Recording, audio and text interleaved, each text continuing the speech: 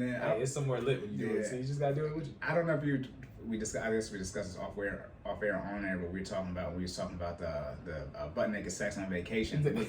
But when we were talking about powering up, that was hilarious because you had asked me. You said, "Have you ever powered up before?" I was like.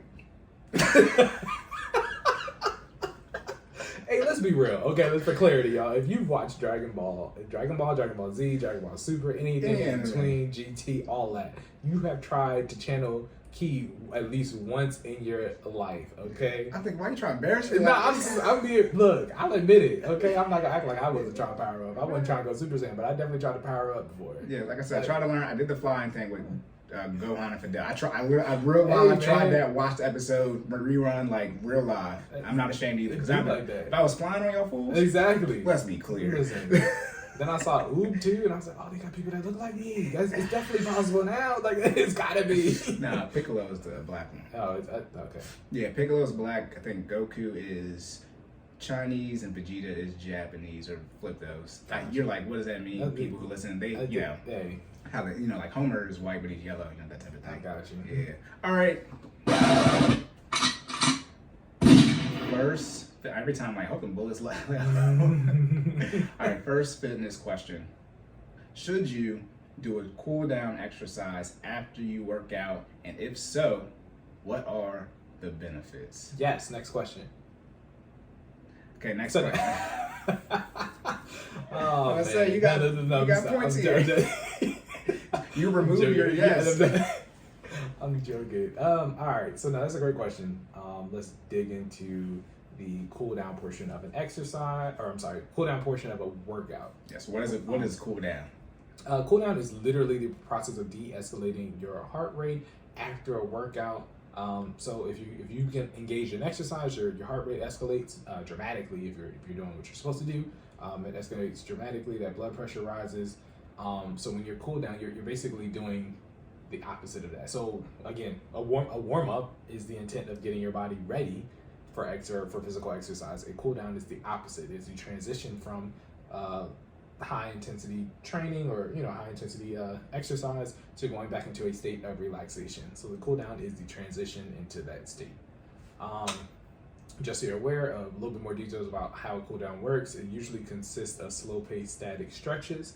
All right, so I mean that's relevant because when we do a warm up, we do what's called a dynamic warm up, right? So the dynamic warm up consists of dynamic stretches or dynamic exercises, all right, which are a little bit more high paced exercises to get that heart rate flowing, to get that blood pumping, right? You don't. I think when we were younger, we got taught to do more static stretches to get ready for exercise, and as science has improved and research has improved and data has become more prevalent, we've come to realize that that's not what you should be doing when getting ready to work out, right? And when you're warming up, you literally want to. I mean, the term warm up comes from literally getting your body loose, from warming up your body. So when you're, it'd be so simple. It is. I mean, I never thought about it that way, but like, yeah, I mean, it's almost it's self-explanatory, right? Like you're warming up your body. That's where the term comes from, right? Like, and when you're doing these dynamic exercises, increasing your heart rate, increasing your blood pressure, you're literally creating heat in that process, which is why it's called warming. Yeah, you're raising your blood pressure, which heats up your body. It's exactly. Like, look, man, get on a budget, drink water. Like, it don't get complicated. That's what I feel like. Sometimes everybody's looking for these, these underlying themes, and it's like, no, we just want you to get loose so you don't die during this workout.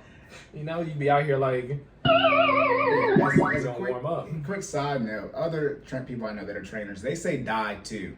Like you have to. I thought it was just you because you're wild. No. Yeah, it's a thing. Yeah, apparently I guess y'all learned that. It's a fitness term. Like you want to die. It is a fitness term. You're right. It is a fitness term, and it's not a good one. It is the last fitness term. Is it supposed to be? Is this supposed to be some type of sensitivity term for what is the? I mean, okay, you don't want to collapse. You don't want to pass out. Oh, I have no issue saying die. I'm just asking, what is the alternative? Oh no, tell them they're gonna die. We just have on record. When I say y'all gonna die, you'll be like, well, we're not supposed to tell people to die. I'm the fitness person, but yeah, you be saying die all the time. Oh yeah, I mean, but everybody be telling people to die, they're gonna die. Oh my goodness. All right, so static versus die. Oh, the static and dynamic. We assume y'all know what that's all. Listen, we're gonna review. Yeah, we're gonna review. Define that for the people those who might not. Who don't watch. Are you smarter than a fifth grader? Yeah, give an example of each. Okay, so a dynamic. So just the word dynamic. Dynamic means emotion, to change, right? In motion, right? So a dynamic warm up, of course, means a warm up where you are in motion. So a dynamic exercise, for example, would be give me an example of a dynamic exercise, Cory. High knees. High knees. Jumping jacks. Please read my mind. Well, I mean, I do them. Exactly. Anything we do first and not second. You cheated. No, but shout out to the Fit fam. So we always do dynamic warm-ups. I hope they know that by now, but if they didn't, we are doing dynamic warm-ups. So again, anything that gets your body moving, literally in motion, jumping jacks, high knees, any variations of jumping jacks. We do punch jacks, we do these things called pump ups. There's a lot of different things, but they all involve jumping and hopping and moving said ligaments in some type of motion, right? So getting that body loose, getting you warmed up, getting that blood pressure going, escalating that breathing, escalating that heart rate, okay? So that covers dynamic exercises. Static stretches, they're antonyms, right? So again, antonyms means they're opposites. So by definition, static has to be you're not moving. There you go. Well, you move, but right. Limited change, right? Limited motion. Limited range of motion. Yeah. Okay. Hey, it only took me 30 episodes. It's all good. But you're using them. That's I say I only got to know them. I just got to do them. Oh my goodness. Okay, so example of static one. So a static stretch would be like a calf stretch or a hamstring stretch, right? When we're reaching down to the floor to touch in between those toes, trying to put your palms flat on the floor. You have your feet shoulder width apart, trying to put your hands flat. Legs are straight. You can have a slight. So this is my version of a hamstring stretch versus I think everybody else's. Sometimes I put a slight bend in my knees because you don't want the tension actually in your knees. You want the tension in the hamstring, right? You know what I'm saying? Like I feel like sometimes people do the hamstring stretch and they like lock their knees out, and that's bad, right? You again, where you're trying to make sure when you're doing the stretch that the intended area that you want to be stretched is the one that's being focused on, right?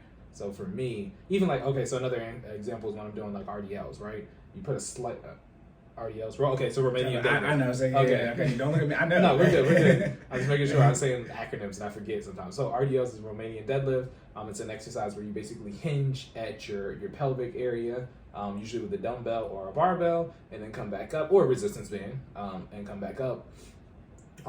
That is supposed to impact your hamstrings as well as your lower back. But you don't want to take the tension, or you don't want to put the tension in your knees. Sometimes people lock their knees out, and that puts the intended area that you're trying to work out. It puts the pressure on your kneecaps, right? So you put a slight bend, and when I say slight, I'm talking about slight, literally just enough where your legs aren't, looking like bent back paper clips. All right, you don't want to be, you don't want to be locked out. You just want them to be bent. All right. Exactly. Everywhere. Oh man. So that being said, you back to static stretching. You want to make sure that your static stretching is a little different. They're usually a little bit longer. So when we do static stretching, we usually do them on a what count? A 10 count. So we do static stretching on a 10 count. Our dynamic warm-ups are usually a minute, right? So that just goes to show you the different intervals between dynamic warm-ups and static stretching and cool downs, right? Yeah. Dynamic is a minute per exercise. Correct. Yes. Okay. So for us it's 5 minutes total. So you don't have to do the error. Gotcha. Thank you. Appreciate it. Catch me now. So yeah, you just want to make sure that you are executing both for the appropriate intervals. What else do they know? Oh, so for the total for length is usually, for a cool down, is usually anywhere from 3 to 10 minutes. Ours is usually about 3 minutes on the dot because, again, if I'm doing what I'm supposed to do and I'm taxing you during the workout, the cool down should be just enough to capture the recovery. So again, people who use their technology during fitness, it should be just enough to de-escalate that heart rate, slow down that breathing, and capture all that. Once you get back to your normal zone right before you work out, it doesn't. We usually don't get all the way back down, but we get relatively close, right? So my average BPM, beats per minute during exercise is usually anywhere from about 140 to 160, depending on what we're doing that day. If it's more strength training based, it might be a little lower because we use a little bit more attention on our muscles. But if it's usually a HIIT focused day where it's usually more body weight, which means there's more rapid movement, more dynamic style type of exercises, the heart rate, the BPM is higher, right? So there's a trade-off, right? It's usually less taxing on the muscles, but the BPM is higher. If it's strength training, the BPM may be lower, but it's more taxing on the muscles, right? So left, right. That being said, your cool down should be less taxing on the muscles, but it should also, it's actually the both. It should be both, right? So it's less taxing on the muscle, it's less taxing on your heart rate, right? You're calming down. You're going from a high-paced state to a relaxation state. Mm-hmm. So that's the end goal of the cool down. Some of the other benefits, I think I talked about them all. Allows the heart rate to normalize. It allows you to slow down your breathing, and it improves relaxation, right? When we do our cool down for FinallyFit, we specifically turn on yoga music just to make sure you're getting there in a mental space. Because for our actual workout, we go there. We got everything. Depends on what we listen to that day. We got hip hop. We got well, usually they're all rap, but we got different things. We got different categories. I got rap from the South. I got 2000s. I got 2021. I got everything in between. Sometimes we do a little R&B, but that kind of blows the workout sometimes. It depends on what we're doing that day. But, or who's present. Sometimes we got to respect the ladies, so we throw a little R&B on there. But you know what I'm saying? But but to get your mind right for your cool down, we throw on the yoga music that allows you to synchronize your breathing with the slow, relaxing pace of the music, as well as de-escalate that blood pressure and enter a more relaxed state. Anything else that I'm missing? I was gonna say when you said, where it allows the heart rate to normalize. What's a normalized heart rate? Oh gosh, I know this, but I don't remember it. I'll be honest with you. It's something over something. Oh, your BPM, talking about that? Yeah. So yeah. It should be like closer to your resting heart rate then. Yes. Thank you. Okay. I'm sorry. I forget the calculation. I think it's with your age. We used to do it in middle school. You count and then you divide it over some number. Bro, just tell me what it is. Let me be very well. That's because it's in flux depending on who you are, your age, and your gender. So yeah, just so we're aware. I do know that. I just don't remember right now. But there's a number. What Cory said, closer to your resting heart rate, right? You want to get it as close back to what it was before you started working out. After, right?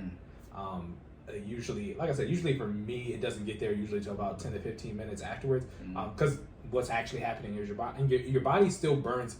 I don't know if people know this or not. I don't know if we've said this on air, but your body is actually still burning calories in that cool down process in several minutes after the workout, right? It's also like what we've talked about with technology and fitness, where it's like total calories versus active calories. Your total calories is what your body is burning just using functional movements and de-escalating in that cool down process, right? So if your heart rate is still at 120 beats per minute and it should be getting down to like 60, 70, again, it also depends on, so I remember now. So it depends on your level of fitness. I just said it out loud. Okay. So it depends on your level of fitness, your age, again, your gender, all that type of stuff, right? For our age bracket, it also depends on your almost 30. I had to think about it. I was like, look, we might be in the next one now. We are for that 28 thing where you said you start dying faster when you hit 28. Yeah, I'm 28. Look at it. I'll play that. Those are again, it depends on your fitness journey. I would say my average, I could check on my watch if you want the exact, but I want to say it's about 73 beats per minute. That's usually my your heart rate. Yeah, that's when I'm resting, it might be even a little bit lower than that, maybe high 60s, like 68. Which app is it on here? If you go to your heart rate, I see it. Yeah, it says heart rate. And it'll tell you, if you scroll down, it's taking it right now, but if you scroll down, it'll tell you what your average resting is. Damn, I should say 110. I'm joking, 70. There you go. Yeah. So anything from, I want to say, depending on See, I be chill. Yeah, I dare y'all. Look at found out his heart rate, his resting heart rate 70. You don't know how to act. Look. Remember, I said it's my scale thing. We at the same beats per minute, but this is me. Wait till I get to 100. You know what I'm talking about. It's over 9,000. Yeah, so you actually want your resting heart rate to be lower, right? That means it's less work your heart's doing to do nothing, essentially. Exactly. And the less your heart works, the quote unquote higher percentage chance you have of living longer. There you go. Oh yeah, no, I'm listening. Oh no, yeah. I mean, you know how many your heart only got so many beats in Right. it, right? I mean, you know, you start calculating the time, but you know, say you got 1 trillion beats. You know, I forget how many beats it does a second or whatever, but you know, the less it has to do for you to do nothing, like especially like when you're asleep, you don't want to be. Yeah, you want your resting heart rate to be relatively low, guys. I mean, when I say relatively, I mean like low.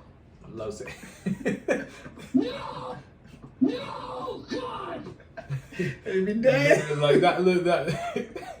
Literally, like in the, you know, I think ideally if low 60s, and that's for people who like run a lot, right? They were talking. I watched an interview for a marathon runner. It's an older gentleman. He was in his late 50s, early 60s, and his resting heart rate had got down to actually like high 50s just because he ran so much, right? It was less, you know, his heart was literally being taxed less as he did regular activity because he ran several, you know, hundreds of miles a month, right? So there is an elevated state. That being the case, most of y'all don't work out for 150 minutes a week. So, you know what I'm saying? Like, yes. if you ain't got to worry about that. If you work out more, you have a higher percentage chance of living longer. Not guaranteed, because that's why it's a percentage, not 100. Hey, we need a soundboard thing that says, no, just the more you know, like reading Rainbow. Or the SpongeBob one, like, and it was just a rainbow. Yeah. It would be like, what are the chances? Right. Stupid. This is what they think. That's bullshit. Oh, and look, man. That's why. Never mind. Okay, walk up the stairs. Right. And that's the thing, man. I know we referred to this before, but if you're dying doing functional movements, you got to make a change, man. On average, statistically, people who walk, being like I'm male and female, you know, all ethnicities. I think I want to say most categories live on average 12 years longer than for people who walk 30 minutes a day, 5 out of 7 days a week than those who don't, right? So 12 years. All you gotta do is walk 30 minutes. I say that right? That's, but 12 years? 12 years. That's it. Who did that study? Listen. You know how long 12 years is? 12 years. 12 years. All you gotta do is be act. That's what I mean. So like, you know, I'm trying to get to 100. So look, you know, I'm just saying. Look. I mean, but you also gotta look at the average life expectancy, right? Yeah, 12 years. I don't know if that by itself is not gonna get you to 100, but it'll get you up there. I mean, it'll get you to 92. Shoot. 12 years. You know how much? You know how much? But people don't walk. People don't do anything. Yeah, I got you. You know what I'm trying to say? I'm talking about over the span of your life, to the duration of your entire life, right? You gotta walk 5 out of 7 days, you know, until you hit that grade. That's a lot, but that's a lot more money for the Generational Wealth episode compound interest. Hey, you lazies, but okay. You know what I'm saying? Let me put it this way: I'm gonna do whatever I gotta do to live longer from a fitness standpoint, right? If you tell me I gotta lift a freaking rock every day, then I'm gonna lift a freaking rock every day. Like what? I mean, it's not hard, y'all. I mean, you either want to be here or you don't. Like that's why. I mean, I hate to say it like that, but that's just pretty much what it comes down to. Don't complicate it. Like there are several facets that you know of your fitness journey, but ultimately is how bad do you want it, right? And you're either gonna put the work in or you're not, right? Like, I mean, it doesn't get much simpler than that. I just gave y'all, that's life-changing advice. Literally, when you live an extra 12 years because you walk. I mean, let's put it this way. Don't walk every day, you know what I mean, for the 30 minutes, and let's see when you die. And if I'm still here afterwards, I mean, I'm gonna just say I told you so while you volleyball at your funeral. Like, that's how it's gonna go. Yeah. Anyways, bringing it back. I ain't mean to snap like that.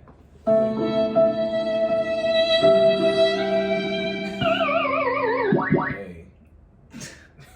The good thing is Pac-Man got multiple lives. Anyways. My goodness. All right. But no, that's pretty much it. Yes, sir. Yeah, so should you cool down exercise, or I'm sorry, should you do a cool down exercise after you work out? Yes, you should.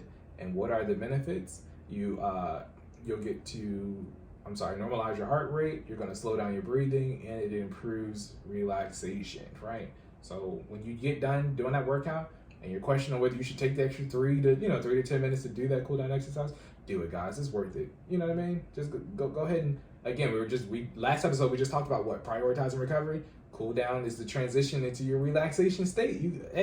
We should have put this in the prioritizing recovery section. That's what I said. We got, my question also for this episode is the question we didn't like. Yeah. And I was gonna say for that 3 minutes for my 45-second brothers out there, I know that sounds like a long time, but it's okay. You can get through it. Yeah, we're not gonna let them go. Oh no. You can see it on camera when the joke came on you can see it on camera when it hit my head to say this joke. I was like, my 5 seconds were like 3 minutes. Right. You said 3 to 10. They're like, bro, that's 10 days out of a week. Oh my goodness. Let's put it this way. If you hyper focus during that 30 minutes, you'll be fine. All right, just hyper focus on it, and then I'll breathe. I mean, Cory will tell you, like, I mean, after you've done let's put it this way, after you've done what I told you to do for the workout, the 3 minutes is easy. All right, it's really not that. I can't wait to do the cool down. That's what I'm saying. You know, that's how you know you're done, right? Because I mean, if I don't know how you do a cool down stretch, I might say something that wasn't previously stated because. For those who don't know how a workout is structured, I tell you how the workout goes before we do it. But, you know, there's this thing called a burnout that might not be in the instruction set that might get thrown in before the cool down. You see what I'm saying? Cool down is the period or the exclamation point on the end of your workout, right? Yeah. That means you're officially done. Yeah, no, everybody's saying, "Oh, Jordan, please don't say it." Just say, "All right, y'all, we gonna do a cool down." Yeah. Oh my god, it's like doing extra reps in practice. You know, we about to run me on the line, and the coach blow the whistle. All right, get in here, push your soul. But you know, if you don't hear that whistle, just be ready to run. Yeah, and coach knows damn well nobody's trying to run. That's why we always miss the line. We gotta run more. Yeah. And guess what happens? Nobody makes the line when we run more. They just get. No, yeah, you're right. Okay. No. If we gotta run 5, when we get to 4 and we miss, don't make us run 6. We have to miss 6 and beyond. Like at that point, you literally. I don't know if y'all know. I've personally experienced the definition of running until your coach gets tired because they just get tired of watching you miss the line. You know what I'm saying? Like that's what it is. Like it's just because and you're exhausted, you're not gonna make it. And it's always the heavies because you know skinny people when they tired, you can just do a burst energy and keep up in time. Right. Yo, bro, my man, 300 pounds, coach. Yeah. Like we've been out here for 2-3 hours in the heat. Like he good. Like also too, if he has to run this far, everything's messed up. We're losing. Oh my goodness! I mean, offensive linemen might run a little bit far as they pull and stuff, but D linemen, y'all know y'all got about 10 yards. If you were if you're chasing down behind the line of scrimmage, if he's past you, you have not done your job. You either get tackled for a loss or you take up enough linemen so the DB, linebackers or whatever, whoever's doing that run support can get the tackle for a loss. Defensive linemen are not supposed to be chasing nobody downfield. Not to mention the level of consistency because remind you these sprints are back to back to back. You're not running hundreds. 5 second break. You're not having it, coach. Yeah, or we do separators because the suicide version can't do suicides no more, but the suicide version of separators or whatever. Look, football. Man. The average football play is 6 seconds, and then you get a 30-second break in between. Oh, up to a 30-second. 30 to 40, yeah. Coach, what are we doing? I'm good. Yeah. No. All right, you know how we do. Yes, sir. Moving on to the finance section. Let's go.